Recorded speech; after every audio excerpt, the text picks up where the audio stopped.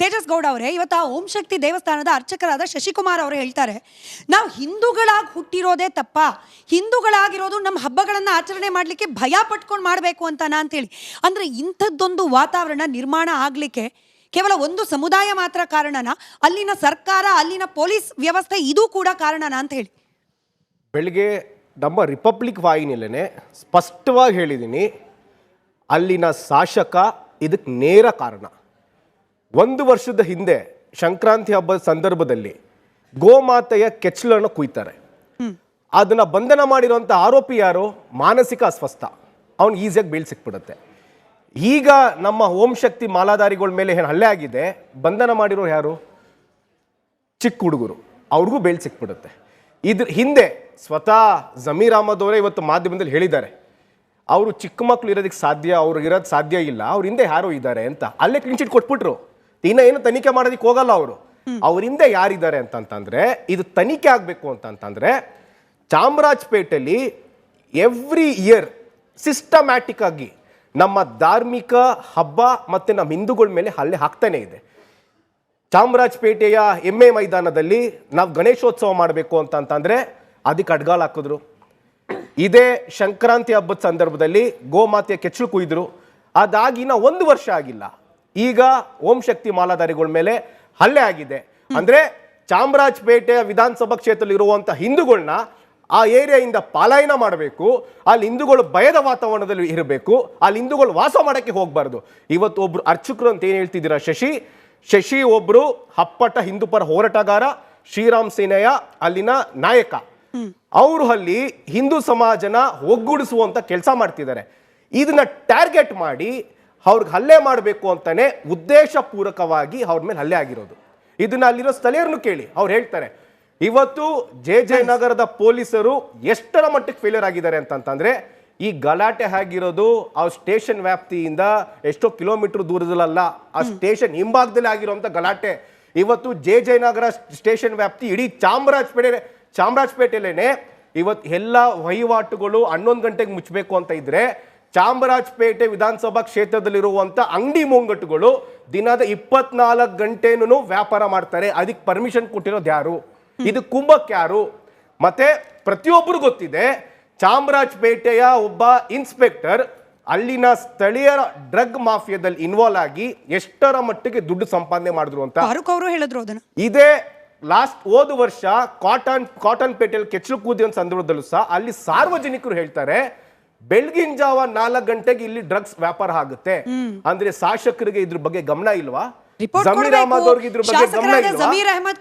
ಜಮೀರ್ ಅಹಮದ್ ಅವರು ಏನೋ ಇದಕ್ಕೆ ಸಪೋರ್ಟ್ ಮಾಡ್ತಿದ್ದಾರೆ. ಒಪ್ಕೊಳ್ಳೋಣ ಸರ್, ಶಾಸಕರಾದ ಜಮೀರ್ ಅಹಮದ್ ಖಾನ್ ಅವರು, ಸಚಿವರಾದ ಜಮೀರ್ ಅಹಮದ್ ಖಾನ್ ಅವರು ಪ್ಲಾಸ್ಟಿಕ್ ಚೀಲದಲ್ಲಿ 25 ಲಕ್ಷ ರೂಪಾಯಿ ತಗೊಂಡೋಗಿ ಪರಿಹಾರ ಕೊಟ್ಟರು, ಶ್ಲಾಘನೀಯ. ಅದೇ ರೀತಿಯಲ್ಲಿ ಒಂದು ವರ್ಷದಲ್ಲಿ 20 ಸಾವಿರಕ್ಕಿಂತ ಜಾಸ್ತಿ ನೀವು ಹಾಕ್ಲಿಲ್ಲ, ಬಿಜೆಪಿ ಅವರು ಕೇಸ್ ಹಾಕ್ಲಿಲ್ಲ. ನನ್ನ ಇಂಟೆನ್ಷನ್ ಅಲ್ಲಿನ ಸ್ಥಳೀಯರೇ ಆಗಿದ್ದಾರೆ. ಹಾಗಾಗಿ ರಶೀತ್ ಅವರು ಹಾಗೇನೆ 1 ವರ್ಷದಲ್ಲಿ, ಅಂದ್ರೆ 1 ವರ್ಷದ ಹಿಂದೆನೆ ಡ್ರಗ್ಸ್ ಅನ್ನೋ ವಿಚಾರ ಬಂದಾಗಿಂದ ಇಲ್ಲಿವರೆಗೂ ಡ್ರಗ್ಸ್ ಹಾವಳಿ ತಡೆಗಟ್ಟಕ್ಕೆ, ಕೋಮು ಸೌಹಾರ್ದತೆಯನ್ನ ಬೆಳೆಸಲಿಕ್ಕೆ ಶಾಸಕರಾಗಿ ನಾನು ಏನು ಮಾಡಿದ್ದೀನಿ ಅನ್ನೋದು ರಿಪೋರ್ಟ್ ಕಾರ್ಡು ಕೊಡಬೇಕು. ಜಮೀರ್ ಅವರು ಕೊಟ್ಟಿದ್ದಾರಾ ಸರ್? ಇನ್ನೊಂದು ಮುಗಿಸ್ಬಿಡ್ತೀನಿ. ಅಲ್ಲಿ ದಾಳಿ ಆಗ್ತಿರೋದು ತಾವು ಒಂದು ಗಮನಕ್ಕೆ ಇಟ್ಕೊಳ್ಳಿ, ನಮ್ಮ ದಲಿತರ ಸಹೋದರ ಮೇಲೇನೆ ದಾಳಿ ಆಗ್ತಿರೋದು. ಇವತ್ತು ಏನು ಆಗಿದೆ, ಅವರು ಕೂಡ ನಮ್ಮ ದಲಿತರೇ. ಏನು ಇವತ್ತೊಂದು ದಿನ ದಾಳಿ ಆಗಿದೆ, ಅವರು ದಲಿತರೇ. ಈಗ ದಲಿತರ ಕಾಲೋನಿಗಳಲ್ಲೇ ಇವರು ಟಾರ್ಗೆಟ್ ಮಾಡ್ತಿದ್ದಾರೆ, ಹಿಂದೂಗಳು ಅದರಲ್ಲೂ ದಲಿತರನ್ನ ಟಾರ್ಗೆಟ್ ಮಾಡಿ. ಅವರು ಏನಂತಂದರೆ, ಮೊದಲು ಈಗ 25 ವರ್ಷದ ಹಿಂದೆ JJR ನಗರ VS ಗಾರ್ಡನಲ್ಲಿ ಎಷ್ಟು ಜನ ಹಿಂದೂಗಳಿದ್ರು, ಎಷ್ಟು ಜನ ಇವತ್ತು ಪಲಾಯನಗೊಂಡಿದ್ದಾರೆ ಅಂತ ನೀವು ಒಂದು ಸ್ಟ್ಯಾಟಿಸ್ಟಿಕ್ಸ್ ರಿಪೋರ್ಟ್ ತಗೊಳ್ಳಿ, ಅದನ್ನು ನೀವು ಪ್ರೂವ್ ಆಗ್ತದೆ. ಇನ್ನೊಂದು, ಮೇಲ್ಮರುತ್ತೂರು ಆದಿಪರಾಶಕ್ತಿ ಆಧ್ಯಾತ್ಮಿಕ ಸಮಿತಿ ಏನಿದೆ, ಇವತ್ತಿನ ಇಡೀ ಕರ್ನಾಟಕ ರಾಜ್ಯದಲ್ಲಿ ಓಂ ಶಕ್ತಿಯ ಒಂದು ಪ್ರಭಾವ, ಓಂ ಶಕ್ತಿಯ ಒಂದು ಭಕ್ತಾದಿಗಳನ್ನು ಸಂಖ್ಯೆ ಜಾಸ್ತಿ ಆಗ್ತಿದೆ. ಆ ಜಾಸ್ತಿ ಆಗ್ತಿರೋ ಸಂದರ್ಭದಲ್ಲಿ ಎಲ್ಲೋ ನಾವು ಮತಾಂತರವನ್ನು ತಡಿತಿದ್ದೀವಿ, ಓಂ ಶಕ್ತಿ ಭಕ್ತಾದಿಗಳು ಜಾಸ್ತಿ ಆಗ್ತಿದ್ದಾರೆ ಅನ್ನೋ ಒಂದು ಹುನ್ನಾರವನ್ನು ನಡೆಸಿ ಎಲ್ಲೋ ಈ ಥರ ಭಯಭೀತ ವಾತಾವರಣ ಇವ್ರನ್ನ ಮಾಡಿದ್ರೆ ಇವರು ಮಾಲೆ ಹಾಕೋದು ಕಮ್ಮಿ ಆಗ್ಬೋದು ಅಂತನೋ, ಅಥವಾ ನಮ್ಮಲ್ಲಿ ಭಯಭೀತಿಯನ್ನು ತಂದರೆ ಏನೋ ಜನಗಳಲ್ಲಿ ಒಂದು ಇದು ಬರ್ತದೆ, ದೇವಸ್ಥಾನಕ್ಕೆ ಹೋಗೋದಕ್ಕೆ ಭಯ ಬೀಳ್ತಾರೆ ಅಂಥೇಳಿ ಈ ಒಂದು ಹುನ್ನಾರ ನಡೀತಿದೆ, ಈ ಷಡ್ಯಂತ್ರ ನಡೀತಿದೆ. ಇದನ್ನು ನಾವು MISM ಕರ್ನಾಟಕದ ಪರವಾಗಿ ಖಂಡಿತವಾಗಿ ನಾನು ಖಂಡಿಸ್ತೀನಿ. ಹಾಗೂ ಇದರ ಹಿಂದೆ ಇವತ್ತು ಕಣ್ಣೊರೆಸೋ ತಂತ್ರ ಅಂತಲೇ ನಾನು ಹೇಳ್ತೀನಿ.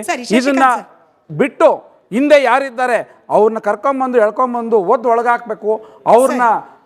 ಅವ್ರನ್ನ ಶಿಕ್ಷೆ ಅತಿ ಘೋರವಾದ ಶಿಕ್ಷೆಗೆ ಒಳಪಡಿಸಬೇಕು ಅಂತ ಹೇಳಿ ನಾನು ಈ ವಾಹಿನಿ ಪರವಾಗಿ ನಾನು ಕೇಳ್ಕೊತೀನಿ. ಸರಿ, ತೇಜಸ್ ಗೌಡ ಅವರೇ, ಇವತ್ತು ಆ ಓಂ ಶಕ್ತಿ ದೇವಸ್ಥಾನದ ಅರ್ಚಕರಾದ ಶಶಿಕುಮಾರ್ ಅವರು ಹೇಳ್ತಾರೆ, ನಾವು ಹಿಂದೂಗಳಾಗಿ ಹುಟ್ಟಿರೋದೇ ತಪ್ಪ, ಹಿಂದೂಗಳಾಗಿರೋದು ನಮ್ಮ ಹಬ್ಬಗಳನ್ನ ಆಚರಣೆ ಮಾಡ್ಲಿಕ್ಕೆ ಭಯ ಪಟ್ಕೊಂಡು ಮಾಡಬೇಕು ಅಂತನಾ ಅಂತೇಳಿ.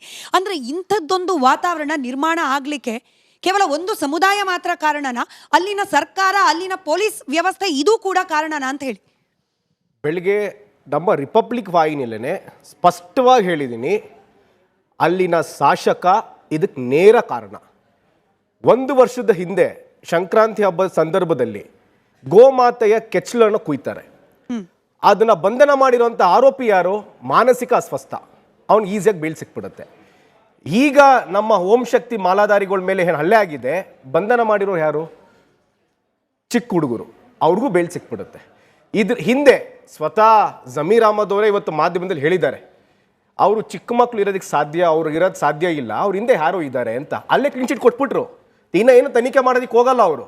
ಅವ್ರ ಹಿಂದೆ ಯಾರಿದ್ದಾರೆ ಅಂತಂತಂದ್ರೆ, ಇದು ತನಿಖೆ ಆಗಬೇಕು ಅಂತಂತಂದ್ರೆ ಚಾಮರಾಜಪೇಟೆಯಲ್ಲಿ ಎವ್ರಿ ಇಯರ್ ಸಿಸ್ಟಮ್ಯಾಟಿಕ್ ಆಗಿ ನಮ್ಮ ಧಾರ್ಮಿಕ ಹಬ್ಬ ಮತ್ತು ನಮ್ಮ ಹಿಂದೂಗಳ ಮೇಲೆ ಹಲ್ಲೆ ಹಾಕ್ತಾನೆ ಇದೆ. ಚಾಮರಾಜಪೇಟೆಯ MA ಮೈದಾನದಲ್ಲಿ ನಾವು ಗಣೇಶೋತ್ಸವ ಮಾಡಬೇಕು ಅಂತಂತಂದ್ರೆ ಅದಕ್ಕೆ ಅಡ್ಗಾಲ್ ಹಾಕಿದ್ರು. ಇದೇ ಸಂಕ್ರಾಂತಿ ಹಬ್ಬದ ಸಂದರ್ಭದಲ್ಲಿ ಗೋಮಾತೆಯ ಕೆಚ್ಚಲು ಕುಯ್ದ್ರು. ಅದಾಗಿನ 1 ವರ್ಷ ಆಗಿಲ್ಲ, ಈಗ ಓಂ ಶಕ್ತಿ ಮಾಲಾಧಾರಿಗಳ ಮೇಲೆ ಹಲ್ಲೆ ಆಗಿದೆ. ಅಂದ್ರೆ ಚಾಮರಾಜಪೇಟೆಯ ವಿಧಾನಸಭಾ ಕ್ಷೇತ್ರದಲ್ಲಿ ಇರುವಂತ ಹಿಂದೂಗಳನ್ನ ಆ ಏರಿಯಾಯಿಂದ ಪಲಾಯನ ಮಾಡಬೇಕು, ಅಲ್ಲಿ ಹಿಂದೂಗಳು ಭಯದ ವಾತಾವರಣದಲ್ಲಿ ಇರಬೇಕು, ಅಲ್ಲಿ ಹಿಂದೂಗಳು ವಾಸ ಮಾಡಕ್ಕೆ ಹೋಗ್ಬಾರ್ದು. ಇವತ್ತು ಒಬ್ರು ಅರ್ಚಕರು ಅಂತ ಏನ್ ಹೇಳ್ತಿದ್ದೀರಾ? ಶಶಿ ಒಬ್ರು ಹಪ್ಪಟ ಹಿಂದೂ ಪರ ಹೋರಾಟಗಾರ, ಶ್ರೀರಾಮ್ ಸೇನೆಯ ಅಲ್ಲಿನ ನಾಯಕ. ಅವರು ಅಲ್ಲಿ ಹಿಂದೂ ಸಮಾಜನ ಒಗ್ಗೂಡಿಸುವಂತ ಕೆಲಸ ಮಾಡ್ತಿದ್ದಾರೆ. ಇದನ್ನ ಟಾರ್ಗೆಟ್ ಮಾಡಿ ಅವ್ರಿಗೆ ಹಲ್ಲೆ ಮಾಡಬೇಕು ಅಂತಾನೆ ಉದ್ದೇಶ ಪೂರ್ವಕವಾಗಿ ಅವ್ರ ಮೇಲೆ ಹಲ್ಲೆ ಆಗಿರೋದು. ಇದನ್ನ ಅಲ್ಲಿರೋ ಸ್ಥಳೀಯರನ್ನು ಕೇಳಿ, ಅವ್ರು ಹೇಳ್ತಾರೆ ಇವತ್ತು JJ ನಗರದ ಪೊಲೀಸರು ಎಷ್ಟರ ಮಟ್ಟಕ್ಕೆ ಫೇಲ್ಯೂರ್ ಆಗಿದ್ದಾರೆ ಅಂತಂದ್ರೆ, ಈ ಗಲಾಟೆ ಆಗಿರೋದು ಆ ಸ್ಟೇಷನ್ ವ್ಯಾಪ್ತಿಯಿಂದ ಎಷ್ಟೋ ಕಿಲೋಮೀಟರ್ ದೂರದಲ್ಲ, ಆ ಸ್ಟೇಷನ್ ಹಿಂಭಾಗದಲ್ಲಿ ಆಗಿರುವಂತ ಗಲಾಟೆ. ಇವತ್ತು JJ ನಗರ ಸ್ಟೇಷನ್ ವ್ಯಾಪ್ತಿ ಇಡೀ ಚಾಮರಾಜಪೇಟೆಲೇನೆ ಇವತ್ತು ಎಲ್ಲ ವಹಿವಾಟುಗಳು 11 ಗಂಟೆಗೆ ಮುಚ್ಚಬೇಕು ಅಂತ ಇದ್ರೆ, ಚಾಮರಾಜಪೇಟೆ ವಿಧಾನಸಭಾ ಕ್ಷೇತ್ರದಲ್ಲಿರುವಂತ ಅಂಗಡಿ ಮುಂಗಟ್ಟುಗಳು ದಿನದ 24 ಗಂಟೆನೂ ವ್ಯಾಪಾರ ಮಾಡ್ತಾರೆ. ಅದಕ್ಕೆ ಪರ್ಮಿಷನ್ ಕೊಟ್ಟಿರೋದು ಯಾರು? ಇದು ಕುಂಭಕ್ಕೆ ಯಾರು? ಮತ್ತೆ ಪ್ರತಿಯೊಬ್ಬರು ಗೊತ್ತಿದೆ, ಚಾಮರಾಜಪೇಟೆಯ ಒಬ್ಬ ಇನ್ಸ್ಪೆಕ್ಟರ್ ಅಲ್ಲಿನ ಸ್ಥಳೀಯರ ಡ್ರಗ್ ಮಾಫಿಯಾದಲ್ಲಿ ಇನ್ವಾಲ್ವ್ ಆಗಿ ಎಷ್ಟರ ಮಟ್ಟಿಗೆ ದುಡ್ಡು ಸಂಪಾದನೆ ಮಾಡಿದ್ರು ಅಂತ ಅವರು ಹೇಳಿದ್ರು. ಅದನ್ನ ಇದೇ ಹೋದ ವರ್ಷ ಕಾಟನ್ ಪೇಟೆಯಲ್ಲಿ ಕೆಚ್ಚಲು ಕೂದಿನ ಸಂದರ್ಭದಲ್ಲೂ ಸಹ ಅಲ್ಲಿ ಸಾರ್ವಜನಿಕರು ಹೇಳ್ತಾರೆ, ಬೆಳಗಿನ ಜಾವ 4 ಗಂಟೆಗೆ ಇಲ್ಲಿ ಡ್ರಗ್ಸ್ ವ್ಯಾಪಾರ ಆಗುತ್ತೆ. ಅಂದ್ರೆ ಶಾಸಕರಿಗೆ ಇದ್ರ ಬಗ್ಗೆ ಗಮನ ಇಲ್ವಾ? ಜಮೀರ್ ಅಹಮದ್ ಅವ್ರಿಗೆ ಇದ್ರ ಬಗ್ಗೆ ಗಮನ ಇಲ್ವಾ?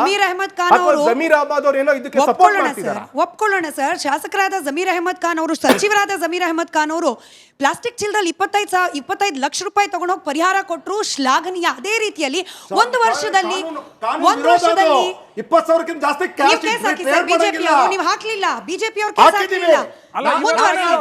ನನ್ನ ಇಂಟೆನ್ಷನ್ ಅಲ್ಲಿನ ಸ್ಥಳೀಯರೇ ಆಗಿದ್ದಾರೆ. ಹಾಗಾಗಿ ರಶೀತ್ ಅವರು ಹಾಗೇನೆ 1 ವರ್ಷದಲ್ಲಿ, ಅಂದ್ರೆ 1 ವರ್ಷದ ಹಿಂದೆನೆ ಡ್ರಗ್ಸ್ ಅನ್ನೋ ವಿಚಾರ ಬಂದಾಗಿಂದ ಇಲ್ಲಿವರೆಗೂ ಡ್ರಗ್ಸ್ ಹಾವಳಿ ತಡೆಗಟ್ಟಕ್ಕೆ, ಕೋಮು ಸೌಹಾರ್ದತೆಯನ್ನ ಬೆಳೆಸಲಿಕ್ಕೆ ಶಾಸಕರಾಗಿ ನಾನು ಏನ್ ಮಾಡಿದ್ದೀನಿ ಅನ್ನೋದು ರಿಪೋರ್ಟ್ ಕಾರ್ಡು ಕೊಡ್ಬೇಕು. ಜಮೀರ್ ಅವರು ಕೊಟ್ಟಿದ್ದಾರೆ ಸರ್. ಇನ್ನೂ ಮುಗಿಸ್ಬಿಡ್ತೀನಿ. ಅಲ್ಲಿ ದಾಳಿ ಆಗ್ತಿರೋದು ತಾವು ಒಂದು ಗಮನಕ್ಕೆ ಇಟ್ಕೊಳ್ಳಿ, ನಮ್ಮ ದಲಿತರ ಸಹೋದರ ಮೇಲೇನೆ ದಾಳಿ ಆಗ್ತಿರೋದು. ಇವತ್ತು ಏನು ಆಗಿದೆ ಅವರು ಕೂಡ ನಮ್ಮ ದಲಿತರೇನೆ. ಏನು ಇವತ್ತೊಂದು ದಿನ ದಾಳಿ ಆಗಿದೆ, ಅವರು ದಲಿತರೇ.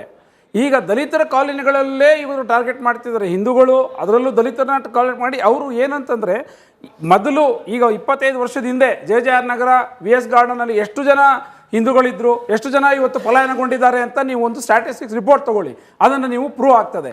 ಇನ್ನೊಂದು, ಮೇಲ್ಮರುತ್ತೂರು ಆದಿಪರಾಶಕ್ತಿ ಆಧ್ಯಾತ್ಮಿಕ ಸಮಿತಿ ಏನಿದೆ ಇವತ್ತಿನ ಇಡೀ ಕರ್ನಾಟಕ ರಾಜ್ಯದಲ್ಲಿ ಓಂ ಶಕ್ತಿಯ ಒಂದು ಪ್ರಭಾವ ಓಂ ಶಕ್ತಿಯ ಒಂದು ಭಕ್ತಾದಿಗಳನ್ನು ಸಂಖ್ಯೆ ಜಾಸ್ತಿ ಆಗ್ತಿದೆ.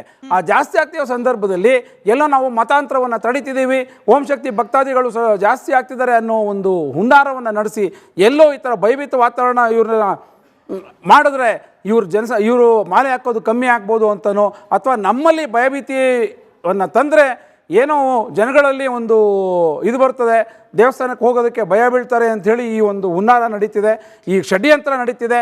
ಇದನ್ನು ನಾವು MISM ಕರ್ನಾಟಕದ ಪರವಾಗಿ ಖಂಡಿತವಾಗಿ ನಾನು ಖಂಡಿಸ್ತೀನಿ. ಹಾಗೂ ಇದರ ಹಿಂದೆ ಇವತ್ತು ಕಣ್ಣೊರೆಸೋ ತಂತ್ರ ಅಂತಲೇ ನಾನು ಹೇಳ್ತೀನಿ. ಇದನ್ನ ಬಿಟ್ಟು ಹಿಂದೆ ಯಾರಿದ್ದಾರೆ ಅವ್ರನ್ನ ಕರ್ಕೊಂಬಂದು ಎಳ್ಕೊಂಬಂದು ಒಳಗಾಕಬೇಕು.